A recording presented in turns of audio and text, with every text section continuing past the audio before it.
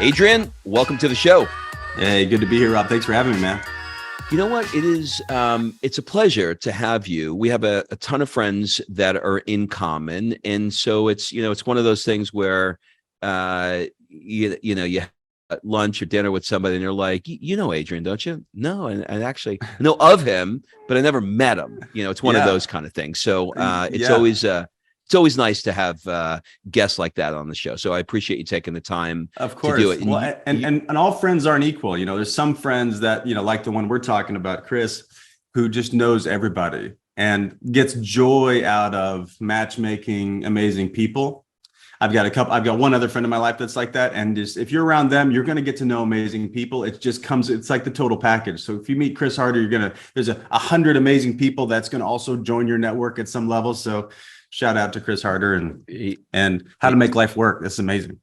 He's a great guy. So doing a little scan of your website, which a lot of people will do as they start to listen to you. It says that you are a no bullshit coach for the relentless, and you're an expert in leadership engagement. So maybe you can sort of unpack that a little bit and tell me what you mean by that. And maybe you can give me a few examples of the kinds of people that you work with, just to set the tone and lens for Sure. what you do. Yeah. Well, thanks for that. I used to, that translated over in my Instagram handle forever. It used to be, coach for the restless and relentless, which I liked even more. Somehow I think we dropped the restless, but folks that I love leaders, period. I love being a leader. It seemed like I never got a vote on that. Like growing up, I just liked moving shit forward. I liked, anything that felt like stagnation was boring to me. Anything that felt like, a leaderless moment was like, this is my time. Like if there's not somebody leading, somebody ought to, and why not me? Like I don't remember telling myself to think that. I just remember thinking that. Yep.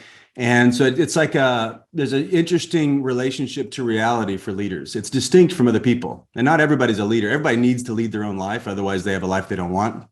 And we don't need any more complainers in the world. So everybody's called to leading themselves. But then people that want to lead the future, they relate to reality in a very distinct way. They're troubled, usually. They're both, maybe it's a nice mix of like inspired and troubled, meaning it's not quite the way it could be. Mm-hmm. Or this could be a little bit better. Or I wonder how my morning routine could be tweaked just a bit more. Or I wonder what that next peak experience for me could be. Or I wonder how I could react and respond to that person in twice the caring way. Or I wonder, it's like that's what leaders think about. Or how, normal people get this done I'm touching my left, people that are listening can't see, I'm touching my left ring finger, which has screws in it because I broke this left ring finger in a rec flag football game in Chicago 20 years ago. And anyway, I broke it and I had to get, screws into it. I remember being in the PT's office. This would be just an example. I remember being in the physical therapist's office because you had to rehab it and all that stuff. And my first question to her was, she goes, show me the exercises. And I said, how long does it take normal people to get back to 100%? And she said, it takes 3 to 6 months. I said, great. I'm going to get there in 2 months. Tell me how to get there in 2 months. So anyway, things like that, where it's like leaders just want to move forward faster. And that's a unique mindset for most folks. And so they are both like restless in that way. How good could something get? They're troubled by that, I think, in a good way. And they're relentless. Like nothing's gonna stop me. Like circumstances aren't running my show. I'm running my show. Do you view leaders more as leading themselves primarily, or leading two or more? Well, it's of course both. Great leaders focus on self-mastery. Good leaders focus on leading other people. Those are usually managers in organizations. They might cap out at middle management because they think about they think about other people and they really focus on helping other people, which is really great. But they they'll hit a cap because they haven't expanded themselves at an exponential level, because people always model more than they follow. So if you're not, if you are consistently becoming more and more honest and more accountable, if you're consistently being more frank and more to the point and more caring and concerned, if you're more inventive, if I'm doing that, other people are going to want to be like me as a leader. So great leaders are always, I was talking about this on our podcast yesterday. Burnout happens, so this will make a connection, is because external needs go up and internal capacity doesn't increase with it. And if your internal capacity doesn't increase along with external pressures, which success brings, then you call that burnout. But what people don't do is focus on internal capacity. So we've got when I'm in with a leadership team, and most of my work with people is individual, and then they bring me in to work with their teams. You can picture an executive offsite of 6 to 8 people, or with a board of directors or investors or like that. And I'm always framing the conversation around 3 domains. One is generating results. Like, what's the future here? What are we really here to do? If we're successful, how does that look? Like, that's a non-negotiable. That sets the aim of the whole conversation. That's the context. That's bucket number 1. Number 2 is team leadership. Who is here? Why are they here? What are their capacity? How do we get the most out of them? How do we provoke them, enable them, get out of their way, give them the resources they need, bring people to the table at 100%, invite them to be there at 100%. That's team leadership. Distinct from management. That's like, the deeper work. But then most of our work is focused on this other bucket, which we call self-mastery, which is your question. So great leaders are focused on themselves first, because they are their number one asset. I am my number one asset, bringing myself to the table with the most amount of commitment and insight and openness and invitation. If I do that really well, the other stuff really kind of takes care of itself, because I'm already being who I need to be in order to get the other stuff to the surface that wants to get to the surface. When I think about leadership, it is it's a slippery slope, right? You've got the world of Simon Sinek's, who are giving you advice. And I have I'd love your take on this. I have a buddy who is a super successful CEO. Yep. And he's always a little pissed when he hears the Simon Sinek's of the world. And I'm like, why? And he's like, you run a fucking company with 2,000 people. Yeah. And, tell me that you're going to give this anecdotal stuff from stage and you've never done it before. Right. Right. So, there's I'll call it like pop psychology leadership of, and I'm not picking on Simon. I don't know him, but I only chose his name because he's a common, one that teaches it. Right. Yep. And then you've got, the guys that you never hear about that are in the trenches and they're running, massive corporations. Yeah. So, the question is, how do you know what it takes to be a good leader, and who do you take the advice from? Like, where does somebody who's listening right now, whether they are, a doctor in an office with 4 or 5 girls or guys or whatever at the front desk, and that level, or there's an entrepreneur who has 15 or 20 of them, and they didn't work in a company. They maybe read some books. Like, where do they begin to figure out how to lead themselves and how to lead the team? Like what is like play school 101 for this? Yeah, that's a great question. And let me agree with your first point first. I get the frustration of your buddy.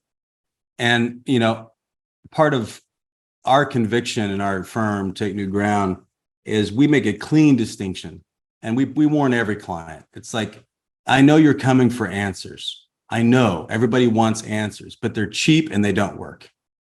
Meaning they'll work for a little bit, right? So, and that's part of the brilliance of a Simon Sinek. Let's give him some credit. He's brilliant, and he frames things in a great way. But it's content, and so it's cool and it's inspiring. But if you put content in the hands of someone that doesn't know it's content, you end up losing credibility. Because like a cool anecdote about sharpening your saw is cool, but it doesn't solve the issue, because you're dealing with somebody else on the other side and they don't need your advice. They need you to advocate for them. And content isn't ever really risky. You could be, say risky shit and say things that are like insulting or something, but that's not the real hard part of leadership. The hard part of leadership is taking yourself on and then talking to other people and taking them on. Like, are you willing to leave what you know in order to become what you need to become to make this successful? That's like what leadership does. So anyway, I'm with you. We're very context based versus content based. So everybody wants a 5-step plan. We want to, I mean, which is sexy. And you know what? If I went content based as a company 10 years ago when I got started, I would have made a whole lot more money faster, because everybody wants that shit. It just doesn't work. So yeah, we all want the 7 steps to give me the 7 steps, but it's all bullshit. It doesn't work. It doesn't work. All right. So I want to. Can I better answer? Can I answer the second part of your question real quick? Oh yeah. Sorry. Yeah, of course. That's okay. So if you got a guy he's a talent, let's say it's the doctor. He is a talent, and now he needs to build around him an organization to support his talent. Really, that's what that is, right? Like, people come for him, and then you got to build. It's really not that complicated, but it does take more time. So part of the challenge is that highly talented people are what they call unconsciously competent. So, like, if the doctor was running the front desk, he'd figure it out in 5 minutes, but he's hired somebody that is new and doesn't think like a doctor thinks, or might just not have the intellect the doctor has. I don't mean to be, it's just part of reality. Sure.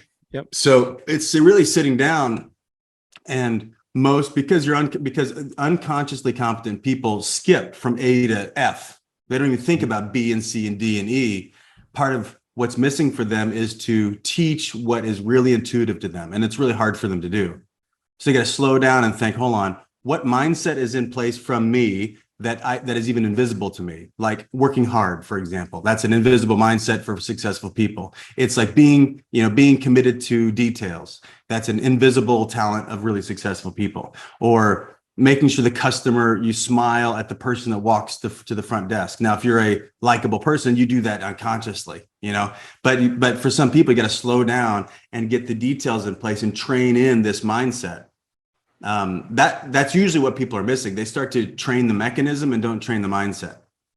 So I could do a 5-hour answer to that question, but that's like that would be a first thing, is like, get connected to what's invisible for me, get it out in conversation, and train people into thinking the way you think, not just come in and do this thing. Does that make sense? It does. How do you coach ambition? A lot of people are trying to get they're trying to get production from their teams. The 80-20 rule, right? 20% of the team is crushing it, and the 80% is, you got the reindeer in the front of the thing, and you got the people that are sitting in the back of the sled. Yeah. So I don't think you can. I don't think you can coach. Here's what I'd say: you can't coach ambition. You can reveal interests. People are going to follow their own interests, period. And they're never going to not follow their own interests. So usually what's missing is there's not an intentional conversation around corporate interests and personal interests. But if you can get those lined up and say, hey, here's what I need from you. Here's where the company's going. Here's what I hired you for this role. Here's what I need from this role. Here's what the company needs. If this works, this is what happens for us. Now, do you want to do this? Let's talk about for you about why you might want to do this. Are you motivated to do this kind of work? Most people don't have that conversation. If the answer is yes, you got a real ball game. So then you can push, because they've said what they're up to, and you know what their interests are. They want a raise in a year of this much percent. They want this much exposure. They want this much authority down the road. They want this, promotion or whatever. Oh, great. Do these things, then you'll get what you want, right? And that ends up looking like ambition, but it's actually them following their interests. But most people don't have that convo. Most bosses don't, because they don't want to start the money conversation early. They'd rather pay them as little as they can to protect profit, which I understand, but it ends up shooting themselves in the foot. But if you motivate really great people to their own interests, then it's going to look like ambition. If you can do that conversation and the person doesn't budge, then they're not the right person for the job. It's great. It's a great answer. I want to get I want to dig in a little bit to your interests and your Mhm. motivation. You Yeah, were a pediatric intensive care specialist, and you I was. spent 7 years working around the world, helping families in crisis in places like India and Pakistan and Haiti. Yeah. Um, Looking back at that time in your life, what do you think the drive was for you to do that kind of work? Yeah. Good question. I mean, when I started it, all I knew was I felt most alive when I was helping people. I knew that for sure. I I liked I liked doing what other people didn't want to do or couldn't do. I liked as I was saying earlier, I'm pretty competitive. So I like going beyond what other folks are willing to do. So that's part of it. And part of the honest answer is like it was very intrinsic for me. It's like this helps me come really alive.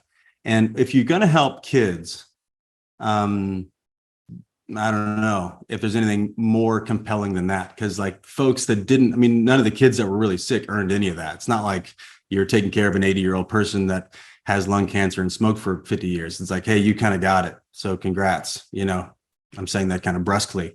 But with kids, they never asked for this. And then you've got the whole family unit that's in such crisis. And how they handle this crisis is going to set the tone for the rest of their lives. Families fall apart because a kid dies. And moms, there's some trends that happen. Dads shut down typically. Dads shut down and get angry. Moms turn up and get loud and controlling like that. And so I found joy in helping moms calm themselves and get productive in their energy. And I found joy in helping dads that couldn't control it, help them get to the surface and help something really beautiful happen in the midst of the crisis, where we can team together and people can something new. Like, I mean, I come from a spiritual background. I come from a faith background. But I something really spiritual would happen when, I mean, I think suffering is a spiritual thing, period. It really brings ourselves to the surface and we end up, we all have some kind of death. Like what we thought was going to happen is not going to happen now. And so who are we now? That's a spiritual question. So I found a lot of joy out of helping people navigate their way through crisis. That's what I do now, but it's just in a very different context. So I loved it. And the science part was fun for me and it was fast moving. I did a lot of disaster relief type stuff. So like when Haiti happened, I got a phone call saying, hey, Adrian, what are we going to do? And I was working at a church in LA and we had 3,000 people. And that was fun to be kind of the Jack Bauer in that moment in time. It's like, all right, I'll get a team together. And a few days later, I'm on the ground with doctors and nurses and paramedics, setting up a clinic in the rubble in Haiti. That was just really thrilling and fun to get to do that. So. No, I don't know. It's thrill seeking. I have absolutely no idea. I mean, I'm making pictures of this movie in my head that is your life. And I quite could send you some frankly, pictures. yeah, I'd love to. I'd love to see them. I mean, quite frankly, it is terrifying to me to think about what you were up against. And it's not even just, the terror of being around an earthquake or being in a city where everything is just, with an act of God turned into rubble. Yeah. It's more what you described earlier, which Yeah. is the death of a child and how a parent navigates that and how a couple navigates that. And the fact that you intentionally, for lack of a better word, put yourself in the midst of that is intriguing to me, because I understand the why. I get the giving back part. I get the religious part. Yeah. But when I think of how, I mean, if I see something scary during the day, like when I close my eyes at night and I'm sitting in a dark room, I'm replaying that in my head. Like, that person almost got hit by the ambulance. That person, when I saw them set, whatever. Right. Yeah. I don't know how on a regular basis, while you were all those years and all those countries and all those families and all those stories, I don't know what those nights were like for you, dealing with the things that you're not even telling me now that are too difficult to talk about. Like, and I'm not sure what the question is, but maybe it is, where do you think that drive to do that came from? Yeah. Well, first off, it was modeled, I would say. Modeled from my parents were both public school teachers for 35 years. Okay. So, and they loved it, and they were the best in our little world we were in Illinois, in small town, Southern Illinois. They taught, it's a small town, Southern Illinois. So they would literally teach 3 generations of families, right? So when they first started out, they had little Susie, and Susie had a kid when she was 18, and she would teach her, and then that girl would have it, so they were legacy builders, period. And, and so I got to see, and they're involved in the community in so many beautiful ways. And so I got to watch that. I got to watch people living, I would say, legacy first. And so that was definitely in my bones, to go out and like make a difference in that way and to make it count. And really, I didn't have, I in some ways was always jealous of people that had some really high end career ambitions. I didn't like go move to New York and make $1 million by the time I was 25. Would have been cool. I didn't know anybody that did that. My parents don't know anybody that did that. So it wasn't like that was like, oh, should I choose that or this? This was kind of what I saw. So part of it being modeled is being involved in the community and doing whatever you can to make it count. That's what I was modeled. So that's part of it, where it came from.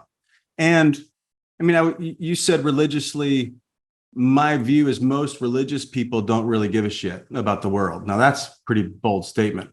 Most of religion is usually around beliefs and not about action. I was always about action. I thought if the whole religious thing, if we just keep it in that vernacular, if the whole religious thing is the real deal, then it's about how you're living, not what you're saying, not even what you're believing. It's about how you're living. So that's what I took to it, is how do I go be these values out there? And I was compelled. I'll go into it just for a second. I didn't ever want, I was socialized as a Christian, was brought up in that stuff, but literally the person of Jesus is what compelled me. And here's what I mean, not to freak people out, is that dude, and who cares what category anybody's thinking he is, that's cool. Whatever you think is awesome for me. But what if you actually just read the stories from a story perspective? He broke all the social barriers and went to people that no one else would go to. That's what compelled me. Like they were going to bring out a woman who'd been caught in adultery, and he says, "Hell no, put your stones down, boys. Who here is perfect? Oh, nobody? Okay, go home." And he partnered with her. The people who had leprosy, they would cast them out, send them out 10 miles away from village because they were a threat. He's the guy that went to the village. So anyway, that type of ethic, for whatever reason, when I was a young guy, I thought, man, I don't know if you could pull that kind of shit off, but that seems meaningful. And it was. So that's probably where it came from. But you didn't stop there. You moved on to working with people who were incarcerated. And you were involved with the Cornerstone Project. And that is clearly a version of what you were doing before, in as much as helping people. Right. But take me back to the day that you had the idea for this, and maybe what was going through your head. A lot of people listening, they have an idea, they want to start a business, but this was something different for you. This was as impactful as one could be. Like, if most people see or know somebody who was incarcerated, they will have a reaction to it. If they know that the guy across the street, was just let out of jail or is about to go in jail, they're crossing the street the other way. Right. They're running from that guy and they're trying to protect themselves. Once again, the fire is burning and everybody's running that way. And you're going, I got to go into the fire. Got to go in. What was it for you particularly with incarcerated. And maybe you could take me back to the moment where you said, I got this idea. I want to work with people who are incarcerated. What was going through your head? When did this idea get baked, and why? Yeah. So I'll try to be short with the story. So I was working at this place called Mosaic that I mentioned earlier. It was like a 3,000 person faith community here in LA. I knew everybody. I was a guy that spoke from stage. I ran a bunch of teams, and I was the mobilizer and took people overseas, that kind of stuff. I noticed this guy that was there for the first time, and I'd go up and talk to him. Ends up his father is a guy named David Bonderman, who's pretty famous U.S. billionaire, runs TPG, very successful venture capital fund. So he's a millionaire just because he was born, and looking for spiritual direction. I just became his friend and wanted to do something. Just decided to want to do something with his life. Fast forward, he came to me saying, "Hey, I want to go do something. Can you help me do something?" And I said, "Sure." He wanted to write checks and send money out. And I said, "Well, hold on. Let's take this seriously, man. Let's not just write checks. Let's actually think about you and what you want, and, some kind of life calling type thing." So I took him around the world and to lots of the multiple countries, all the places I'd been, to find out what mattered to him. And we ended up getting connected here in LA to this nonprofit called the Homeboy Industries, which has some fame in the gang reduction world. Father Greg Boyle, if anybody hasn't heard of Father Greg Boyle, look him up. He's got Homeboy Industries, and he's famous for saying, nothing stops a bullet like a job. And he would keep kids out of East LA, gang members, and started an incubator for them here in downtown LA. And we, due to kind of our spiritual background, our worldview, we thought, let's go work with the hardest and farthest. Let's do that kind of work. And through this, so part of the theme of the answer is, if you're open and be with the person that's right in front of you, new opportunities show up. So first it was Jesse, the guy who wanted to fund the thing. And secondly, I met through a friend of a friend, met a guy who'd been doing management consulting work, very successful, brilliant in the human transformation space, leadership side. He had also been doing gang intervention work out of Boston for about 15 years at a very high level. His curriculum as the only one in the prison system in the US that's been greenlit to go anywhere. It's called Ready for Life. So this guy named Dan Tacchini, that's how I met this guy. Dan is now a business partner of mine. Back then I just met him. And the transformation he could generate, and I'll just give a little bit of data. Most people, if they go to prison, there's like an 84% chance they're going to come back. That's called recidivism. They leave, they're going to come back, only because prisons are criminal factories. It's not like somebody comes in as a medium criminal, send them to prison, they become a massive criminal, and then they go out and they come back. Yep. Dan, through his work and his transformational trainings, goes from 84% down to 12%. Why? So there's a long answer to that. The short answer is there's a one major unlock, and the center of what most human beings need to figure out. And we joke that we're all criminals. Some of us are just more arrestable than others. Like anytime I'm sitting in a boardroom, they're all criminals just as much as when I was coaching murderers. We're all the same, right? We're all ego-based, lie, cheat, steal, cover up, all that shit. It's just we look better doing it, but it's all the same thinking. But here's the shift. You're laughing. Here's the shift. We got better hair than they do, but yeah, that's right. You've got better hair. Listen. I'll take the you guys turned hair into a lot of dough. So you did better with hair than I did. Yeah. Well, we're just we're coming. There's another company called Happy Head. If anybody wants to get involved, there's a new client of ours, and Allie's going to come on board to run their women's or promote their women's side. Anyway. Happy Head. The crux of this, how do you make that shift from 84% down to 12%? It's usually one conversation, one distinction. And it's the distinction between a victim mindset and a responsible mindset. So it would go like this, if I'll take 2 minutes to talk about it. The center of the training, we get them to sit toe to toe with somebody, knee to knee with somebody. And you put them in these dyads. And you let them do what they've been dying to do, whichever human's dying to do. Sorry, what's a dyad? A dyad is just it's a trainer term. It's two people. Okay. It's a pair. Yeah, sorry, a pair of people. Yep. And you let them do what they've been dying to do, which is tell their story. And everybody loves to tell their story. So you sit there and say, you've got 90 seconds to tell your story about why you're here. Why are you in prison? Mm-hmm.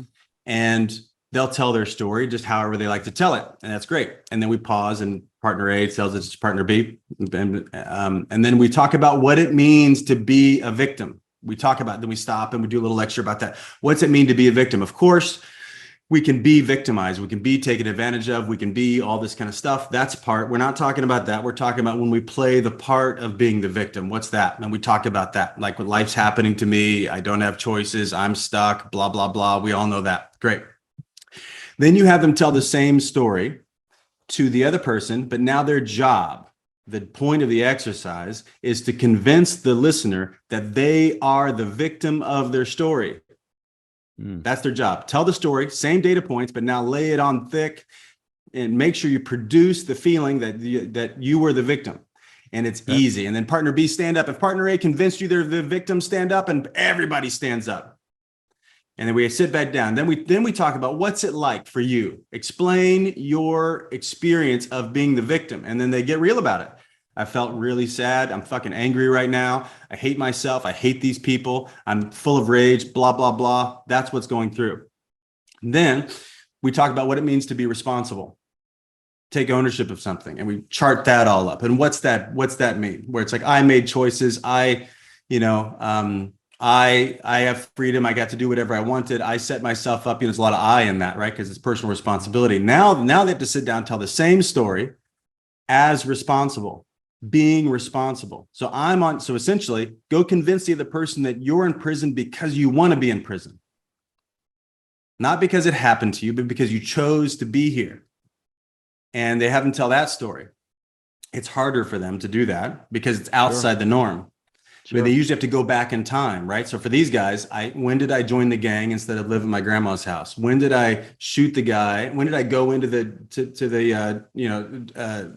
drug deal instead of staying back? When did I pack that gun in the car instead of going and seeing my friend? Those are all the choices that happened way before the thing that got them to prison. And then what's that like to be responsible? And all of a sudden they're free. They're like, oh shit, I did this. They resist in the beginning, and then once they ease into it and give themselves a shot, they realize, oh, wow, I could have stopped this. This wasn't because of the color of my skin, wasn't because of if I had a dad or not, wasn't because I was poor, wasn't because of all this shit that the culture really tells everybody it's because, which is circumstantial reasons of why people become. That's Freud. We don't believe in Freud. And if people do believe Freud, they're in trouble, which is I am the product of my history. I don't believe that at all.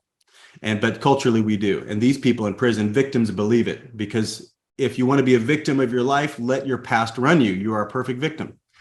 And so if they get that shift, that they made choices to get there, all of a sudden they start living now as if they're free. So even in prison, so we worked with lifers, right? So our murderers, rapists, guys that had done some really heinous stuff.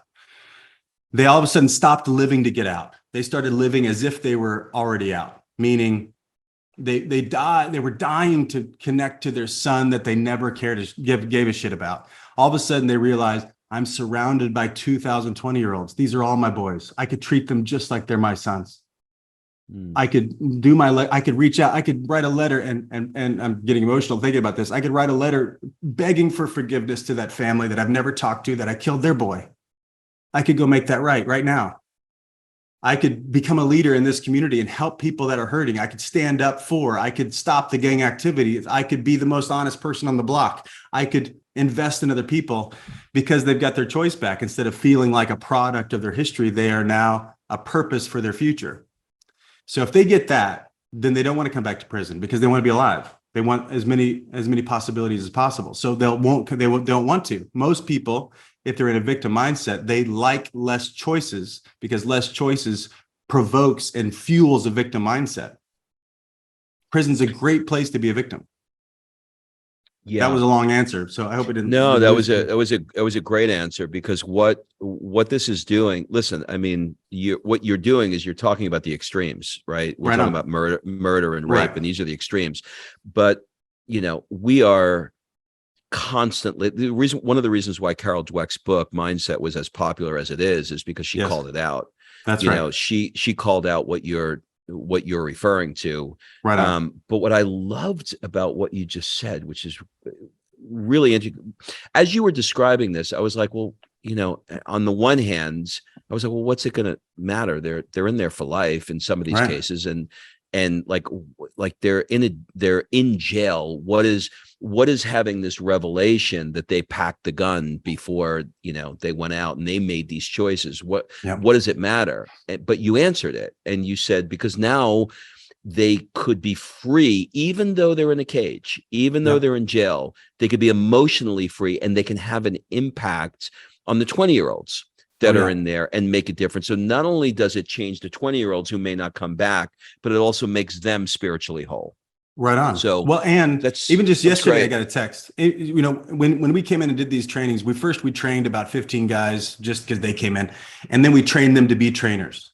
And I just got a text yesterday, one of our guys that we first trained to be a trainer, he got out. So most of these guys have life with the possibility of parole. Most of them are so victim-y and to keep perpetrating inside of prison, they stay forever because they sit in front of the board and they've not been developing themselves. Anyway, they're not eligible for parole because of their behavior. One of our guys got out, and he got out, he took this training, and now he is doing these trainings in other prisons.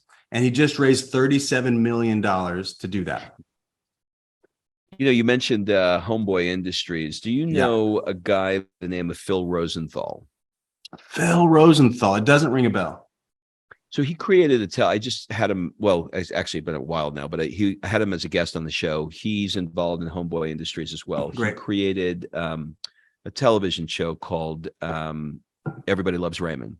Oh. And he does a lot of work. He's got a Netflix show now called Somebody Feed Phil, where he travels around the world. He says it's I'm like Anthony Bourdain if he was afraid of everything. So he's like a nebbishy Jewish New Yorker who's afraid of everything. But he knows how to tell a story. He's great. Right. Okay, so I want to ask this question, and I want to go into a few personal things with you, if you're game. Sure.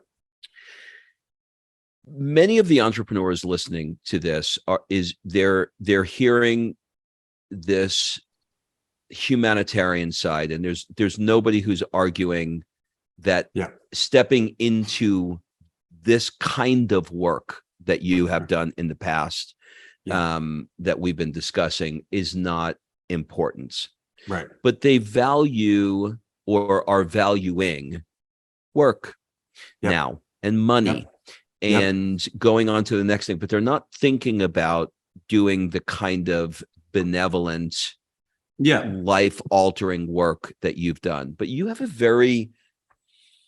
you're a very interesting entrepreneur, because you and your wife are extremely successful. I'm assuming that when you guys have you guys exited from Dry Bar? That's it. Okay. All right. So when that exit happened, I'm sure it was a couple of bucks, and you guys are not hurting for any money. But your work prior to it and sort of what you're doing now is still very altruistic, benevolent, people focused, and trying to help. Yeah. What do you say to the entrepreneur that is not focused on this kind of work, and they're focused on dollars and making money?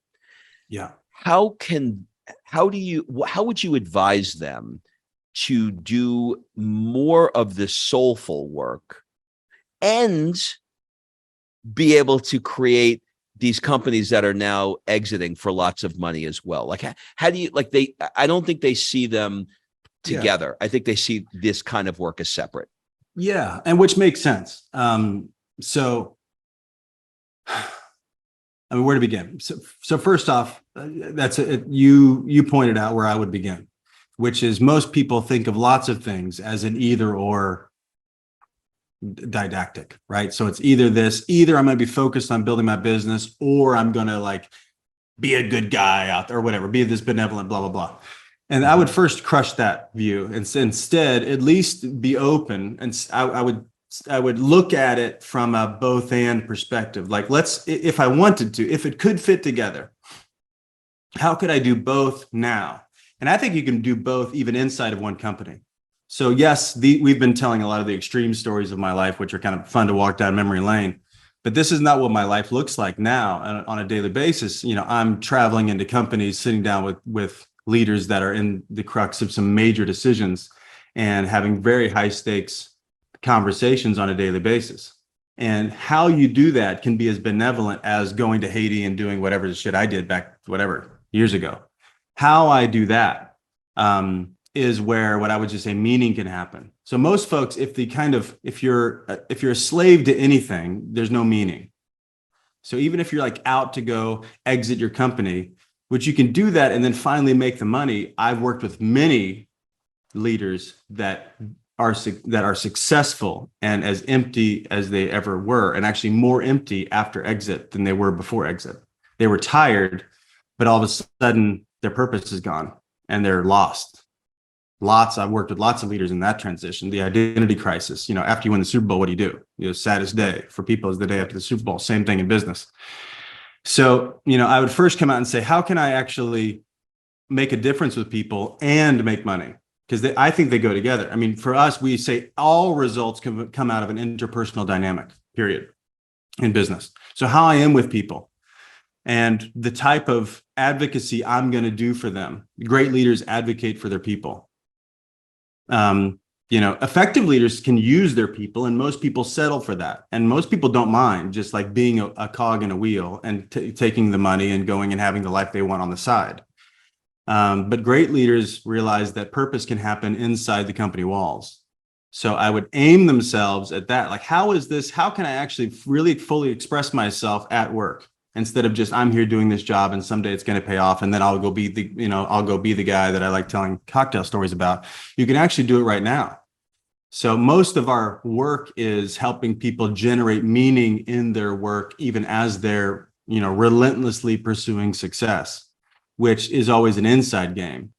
Meaning, I've got a YouTube channel just kicked off called Fearless Leadership, which is a joke in and of its name because there's no such thing in my experience from fearless leadership. It's, if you're looking to having a fearless experience, it means your standard is really low. Your bar is really low. Because if you raise the bar, you're going to be scared to death. You ought to be. And you ought to feel like a fraud. You ought to have all the imposter syndrome and all the stuff people like to hide behind. But yes, you've signed up to be an imposter. Because you're pushing yourself beyond what's normal for you. You ought to feel like a fraud because you are. No big deal. But how you relate to the fear is going to be the quality of your experience. You're either going to be running from looking like a fraud, or you're going to embrace it and bring that to the table. And you want other people that are going to be striving in such a way that they find they are continuing to pursue the limits of their own capacity inside the workplace. Most people don't call people to that. They just try to hit this quarterly number instead of really have the courageous conversations. If you see somebody do something they've never done before and have a level of camaraderie like they've never had before, and make more money than they've ever made before, and then take their family on fantastic, I'll do all the shit, that's satisfying. That's that can be, I would say, as satisfying as going in and helping some murderer have some kind of blah blah blah. That really works.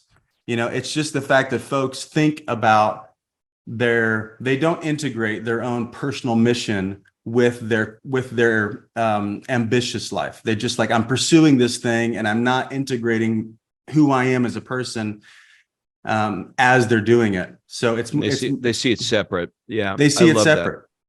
That. Yep. So, but that takes work, right? And it's against especially coming out of the boomer society that just kind of like being a company man, shut down, go to work, come home, clock in, sit in front of the TV, drink a couple beers, go to bed. Like, that's the way people live for a long time. And now we're in a fresh conversation about how to, at least for anybody that I'm close to and working with, is like, how do I get it all right now? Have you read the book Range? No, I haven't. So it's a great book. I think you would love it. I'm sure. I'll write it Basically, down. basically what the book is about is everything that you've done in your life has prepared you for where you are.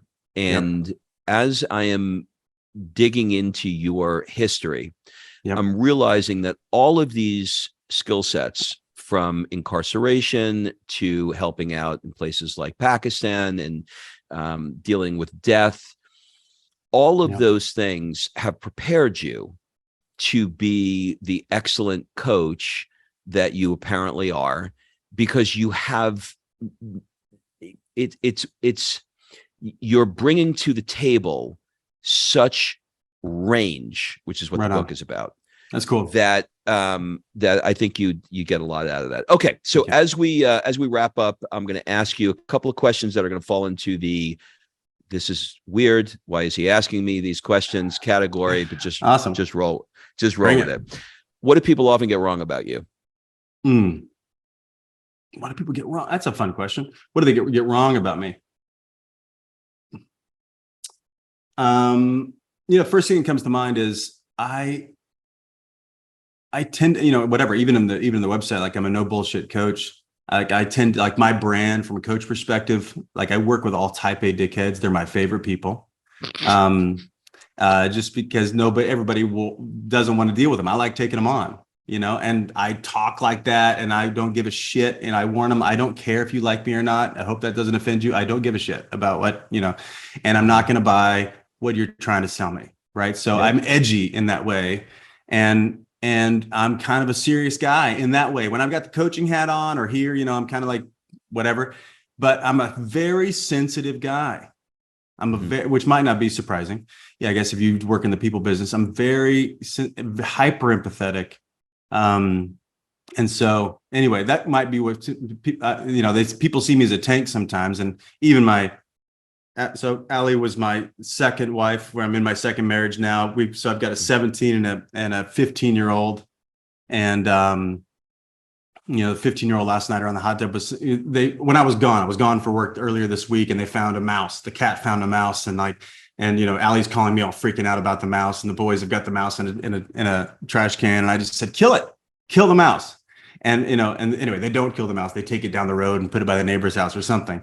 And now 2 days later, my 15-year-old last night said, he's so awesome. He said, I'm trying to figure out like you're really manly. That's what he said. He said, you're really manly. Like, would you, like, I don't know how you would be okay with like killing the mouse. And I said, well, it's my role, man. That's my job. I'm the dad in this family. We do the hard stuff. We do the stuff people are, so anyway, I guess my point being, like, what's misunderstood about me is I can come off I am confident guy, come off brash at times, fuck it, let's kick the door down. Like I'm the square peg will go through the round hole if you hit it hard enough. Like, we know that to be true. And it's kind of been my MO. It's like, let's effing go. But I'm at the core, very sensitive, hyper empathetic, so that's probably what people don't see about me sometimes. What's one thing that you have not gotten to in your life that if you don't get to this, you're going to have some regret? Yeah. The first thing that comes to mind is, and it's probably this season of my life, I'm being challenged to get away from the front lines in some regard and do more writing and do more speaking, not because it's a money generator, but because it's important. It's like, I don't know, for me, youngest of two, chip on my shoulder, something to prove. That's definitely in my bones somewhere.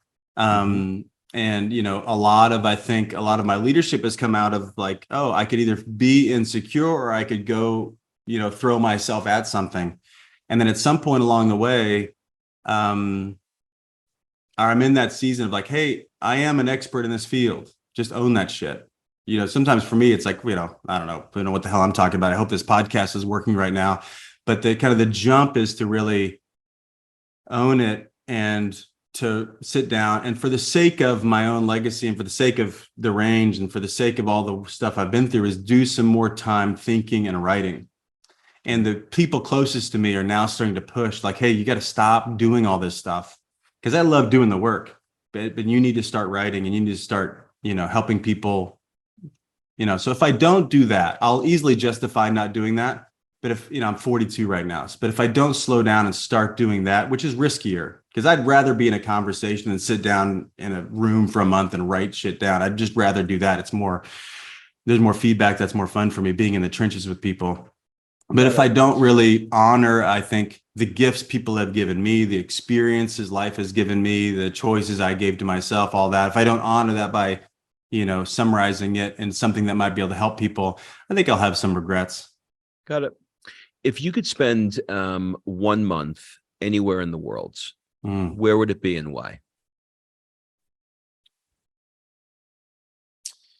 Did you watch Yellowstone, the TV show? The first episode, they killed a horse. It freaked me out. It's so like, no. I just couldn't get there. That's so emotional in that way. It just killed me. Well, I'm sorry about the mouse story I just said. Sorry about that. No wrong. If you would have also taken it down to the neighbor's house. It's not like something. It's more like I'm a pussy more than anything else. It's not like I have this big moral thing around it. But so anyway, you would spend it like in like Montana, that kind of thing. If I think, a month on a ranch in Montana, that would sound fun to me. I mean, that would be frightening to me. I've been thrown off some horses in my day. But there's something about that kind of ruggedness that if I just had a month to go do it, especially if I could bring my family and bring my boys, like we don't have rites of passage in our culture anymore. And something like that would be really great to like frighten the shit out of my kids and get them to overcome their fears. And that sounds, and I grew up, I'm a Southern kid, like a Southern Illinois kid. So like hunting and fishing and all that stuff and farm, all that stuff would be really fun. So I'd probably do that. Are there any positions or opinions in the last few years where, or it could be even late, back even further than that, where you've changed your mind substantially, where I used to think this way. I don't think this way anymore. I changed my mind. Yeah. I would say politically for me, that has been true. I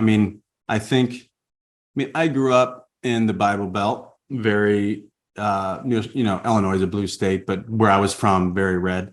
My parents were both educators and kind of always voted Democrat, and kind of the social aim. A lot of my mentors early were like social justice type people, which I really appreciated and kind of got me out to go make a difference with the marginalized and blah, blah, blah. The older I get, and the more I realize personal responsibility is the key to anybody's fulfillment. I've much more moved very centrist in that. So I'm a both and guy, as you can maybe imagine. So, but I'm really allergic to all the groupthink that's happening. And the groupthink that happens at either end of the political, all of it's toxic. But any kind of mothering, any kind of mommy state, any kind of doing for people things that they could do for themselves. I'm really allergic to that stuff these days. And I used to be trying to convince, I guess it fit in that category, convince people to like get out of their, because you can be really committed to personal responsibility, but not be selfish. Mm-hmm. Sure. I get it. So I've moved much more centrist on that. And, and I vote for the man now, the man or the woman these days, the person that can toe the line and both advocate for people and believe in people, and that they can do what that they need to for their own dignity, do for themselves what the government, if they're not doing them any favors. So I'm got it. Yep, makes sense. All right, last two questions. Ready. What is your guilty pleasure? Guilty pleasure. I try not to feel guilty about anything. My newest obsession is I got a brand new set of golf clubs in COVID, and I play golf all the time now. Mm-hmm. And I do feel guilty about that at times. Mm-hmm. but that is my kind of new obsession and really fun. And for whatever reason, I'm a lot better than I used to be. So that part's really fun. And I get my boy out and take my boy out, who's 8, my youngest son, who's 8 years old, named Scout, take him out as much as possible. Other guilty pleasures. I smoke a lot of cigars, which is, maybe I shouldn't do that. I just don't give a shit. I love it. And it is what it is. So anyway, that kind of stuff comes up. I have been, at times I can crush some TV shows. This TV show Alone, I've been watching like crazy. Have you seen this show? It's called Alone. Alone. You might or might not like it. They drop people out in the wilderness by themselves, and they got to make it. They got to build shelter. They got to like hunt. They got to, and it's great if you're into that kind of thing. So I can easily crush that. So anyway, those are what I love it. All right, last question. We'll change it up a little bit. What one question would you like to ask me? Oh, what one? Man, only one. Let's see. I haven't gotten to ask any questions in this conversation, which is odd. I'm usually in your seat. So what one question would I like to ask you? Trying to think of one that's poignant enough, because I'd like to ask bigger picture questions for you, just to get to know you. So tell me, because I don't know a lot about what you do, but tell me about, like, I'm sifting through. How long do you think you're going to be doing this podcast? Well, my initial goal was to decide if I want to continue after I do 500. Okay. And I am rapidly approaching that, and I'll probably do another 500. Wow. How come? Because I get to have conversations like this. Okay. I get to evolve and select who I want to talk to, why I want to talk to them, how I can use this as a medium to make an impact for people, depending on what's interesting in my life, what I'm interested in my life. And I like the evolution of my guest selection, my questions, as I am going through different periods of my life. Because I kind of believe, I had this conversation with a buddy of mine once, and he said, people talk about what they're working out. And I said, what do you mean? He said, like, I was a chiropractor for 25 years. And you were? He said, I was, yeah. Or he was. He said, you were. Well, we both were. He was a chiropractor too. Yeah. And he said, do you ever talk about chiropractic? And I was like, never. And I said, well, what do you mean? He said, you worked it out. Like, you did it for 25 years. Like, you don't need to talk about it. He said, but when you first did it, did you talk about it? He said, every party you went to, you told people you were a chiropractor. You were trying to tell people why you were going to change the world, and because you're working it out. And so when you're working something out and trying to figure something out, you talk about it and you share it. But once you've decoded it, you're on to the next thing. And with a podcast and interviewing people, I get to discuss, where I am in life now, and the lens in which the questions I'm asking are coming from different places. I'll be 56 in 2 weeks, and I'm different than I was 500 podcasts ago. So so I like it evolves with me. Yeah, that makes sense. What do you're gauging it, you said 500, and you're going to do another 500 if you decided that's true. Do you think that might shift? Because it sounds like it's actually like there is some, like, the first made sense when you started. The first 500 was kind of like, okay, I'll hold on for 500 and see what's happening. And now it seems to be working for you.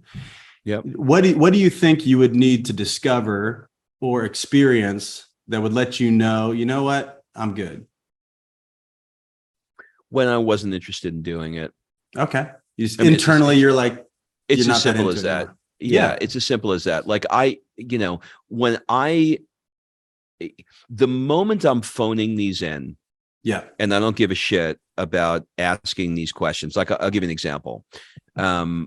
I knew in probably the last 5 years of being a chiropractor that if one more person asked me about their neck or back pain, I was going to fucking shoot myself. I couldn't do another, like, I could not do another minute. I was like, I'm going to kill myself. Yeah. And you don't want that to be a chiropractor. You don't want that guy to be a chiropractor. And it taught me something. It taught me over those last 5 years that I don't ever want to be in a situation where I'm doing something that I just can't stand anymore. Right on. And so now I am acutely aware of my passion for things. Yeah. And when that's why I said 500 podcasts, because I knew that there was going to be a learning curve of my interview skills, of my ability to get guests based on how many downloads I had. I knew that there was going to be, but then after that time was over, was I still interested? Not because I quit because I wasn't good at it, not because I quit because nobody was listening. That's different. It was, okay, 500 is enough of a window to get through the learning curve. Right. The tech, the interview style, the questions, the guest select, all of that. But then after that, am I still into it? Yeah. And so that's how I arrived at that. No, that makes sense. I get it. We've got our company, we do a podcast together called the Naked Leadership Podcast. And we're in that, we're 110 or something in right now. And man, we're just getting started. Similar to you, it's like the learning. We interview some people, but we also, the aim of our podcast is to talk about the real vulnerable side of leadership that people don't want to talk about. People have talked about leadership principles all day long, which is great, and go learn that shit. But that's not what people usually need. They need to learn how to be a leader, which is much more vulnerable, and taking yourself on as your first project.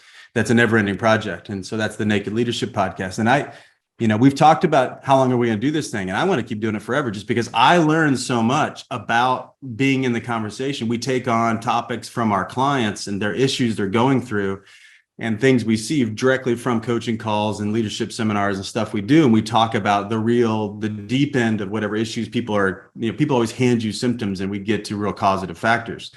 And I dig the medium, and it makes sense to me that it's just a personal discovery process. And that's what's working for you. Makes sense. A lot of meaning comes through that. Well, man, I really enjoyed this interview. It was great to get to know you. You're phenomenal, by the way. You're not asking for feedback, but I'll give you some. You mean your presence and your commitment to the conversation is very real. Thank you. I do these, pretty often, and I get on some of them and I can tell people have zero idea who I am. And I'm carrying the conversation because, they're just mailing it in. I knew you weren't mailing it in. So, man, thank you. Thank you. That meant a lot. And we will link everything up in the show notes so people can follow all this stuff that we talked about. Do you have any final suggestions or an ask for the people that are listening? Well, I don't have an ask as much as an invitation. Just because, we get to talk before we went live around who's listening to this and why these folks matter and make sense. And, we are here to really serve people that have decided to make life matter. And everybody's listening to this. You're not listening to this unless you've decided to make your life matter. And we are here as a commitment to support you in that. And so if there's a couple things, just resources I'd love for them to know about, just if you guys want to hook into it. One, I just mentioned the podcast, the Naked Leadership Podcast, which Rob would love to have you on that. I'd be happy to. I am just starting. I never did YouTube, just starting a YouTube channel. So my guy that's doing that would kill me if I didn't talk about that. It's going to be called Fearless Leadership. So you could search for me and Fearless Leadership. But then if you want to have a really earth-shattering experience, and earth-shattering is scary for most people, except for probably people that are listening to this. It's called the Revenant Process, which is our 4-day, anybody could come. It's not company centric. It's just leadership centric. 4-day experience where it's all about personal leadership and living your legacy right now. And so people come because every ambitious person has got some area of their life that's not working. That's just the way life works. And that's how complicated life is. You come to kind of get breakthrough in some domain. And we help you learn how to do that. But it's really around the bigger conversation is around how do we really live our word, which if you do that well, your insecurities don't run your life. Your confidence, your own commitment runs your life. So whatever's going on, however crazy the world is, the market is, the economy is, coworkers are, partners are, spouses are, that doesn't matter. I am steady and I'm going that way. So the whole workshop is around getting that persona, that way of being into your life in a brand new, fresh way. That's called the Revenant Process. If you guys listen to this and want to come to that, We Are Revenant is the website, wearerevenant.com. And I promise you, I'll be co-training it with that guy, Dan Tacchini, I was talking about earlier. He's the best in the world at this. He is the best. He says there's one guy better than him. I don't believe him. But he's the best at it. And I just try not to mess it up. But that's going to be happening in LA first weekend in November. And if you have any questions about that or just want to talk, they can find me, adrian.k on Instagram, or go to the website, sign up, reach out to me. Anyway, I'm a resource to anybody. So thank you, man, for this. It is absolutely my pleasure. Yeah, man.